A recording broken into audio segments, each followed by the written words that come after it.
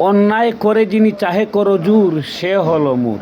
নাহি যার জুলমাত তার কাছে যাই, উৎসুক হয়ে মুই ডাকি তারে পাই। প্রিয় দর্শক, আপনাদের সামনে আমি এই মুহূর্তে উপস্থিত হচ্ছি নাসিরউদ্দিন পাটোয়ারি, যে ক্ষণে জন্মায় একজন মানুষ। সেই ব্যক্তি ঢাকা ৮ আসনে মির্জা আব্বাসের সাথে প্রতিদ্বন্দ্বিতা করছে বা প্রতিদ্বন্দ্বিতা করছে। ওই ব্যক্তি উপরে তারা বিক্ষোভ সমাবেশ ডেকেছিল।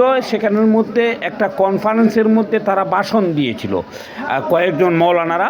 তো সেখানের মধ্যে নাসিরউদ্দিন পাটোয়ারি সরাসরি প্রত্যক্ষদর্শী হিসাবে সে পিছনে দাঁড়াচ্ছে। তারা ভাষণ দিচ্ছে, ভাষণ দেওয়ার পরে সে চলে গেল যে আপনারা বলছেন আমি আপনাদের কাছে সরাসরি এসে মাপ চাইতে হবে। আমি মাপ চেয়ে নিলাম। কেন মাপ চেয়ে নিলাম? আমি মৌলানা একজন হুজুরকে আমি হয়তো অকথ্য ভাষায় কোনো ব্যঙ্গ বা বিদ্রুপ করে কোনো কথা বলছিলাম, এর জন্যে আপনারা খেপে গেছেন। এর জন্যে আপনাদের যেহেতু আবেদন করেছেন, আমি সরাসরি মাপ চাইতে হবে, আমি ক্ষমা চেয়ে নিলাম, আপনারা আমাকে ক্ষমা করে দিন। তখন এই উৎসুক জনতা হাসতে হাসতে আত্মহারা। এরপরে তারা জড়িয়ে ধরলেন।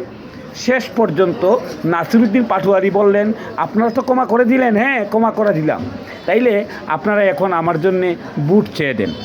তো তখন তারা কিন্তু, যারা এই প্রতিবাদ করেছিলেন, তারা কিন্তু তখন আবার ওই সমস্ত জনতার সামনে বলে দিলেন যে নাসিরউদ্দিন পাটোয়ারির জন্যে আমরা দোয়া করি এবং আপনারাও দোয়া করবেন, আপনারাও আপনাদের সাধ্যমতো চেষ্টা করবেন এবং ভোট দিবেন। আচ্ছা, এই যদি চিত্র হয়, এই যদি একজন ভালো মন মানুষের পরিচয় হয়, তাহলে আমরা কোন ধরনের মানুষ চাই?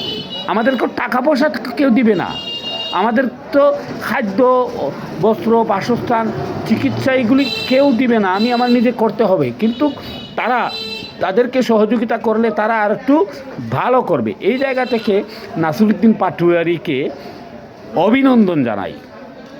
২৪ জুলাই পরবর্তীতে এই যে আমাদের শহীদ ওসমান হাদি, তাকে হত্যা করা হয়েছে। হত্যা করার পরে সে নাসিরউদ্দিন পাটোয়ারি এই ঢাকা ৮ আসনে দাঁড়িয়েছে। সে একেবারে তুল কালাম করে নিল।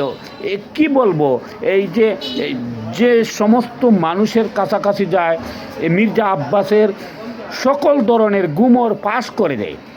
তার মতো মানুষ আমাদের এই সমাজে অনেক দরকার। ধন্যবাদ।